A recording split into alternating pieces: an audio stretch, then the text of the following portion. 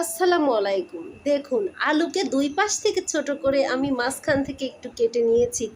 তারপরে এগুলোকে রাইস কুকারের ভিতরে দিয়ে দিয়েছি। এইটাকে একটা ম্যাজিক রেসিপি করব, খুবই মজা, খুবই টেস্টি। দেখুন, তারপর আমি একটা তা দিয়েছি চুলার উপরে এবং শুকনো মরিচ নিয়েছি, সেগুলোকে ভেজে হাতে একটু ম্যাশ করে নিয়েছি। তারপরে আমি আলুগুলোকে একে একে রাইস কুকারের ভাতের ভিতর থেকে তুলে নিয়েছি। তুলে নিয়ে আমি চোচাগুলোকে একটু একটু করে ছুলে নিয়েছি। দেখুন, খুবই সুন্দরভাবে এগুলোকে আমি ছুলে ফেলেছি। ছুলে ফেলে আমি এটাকে হাত দিয়ে একটু ম্যাশ করে নিয়েছি।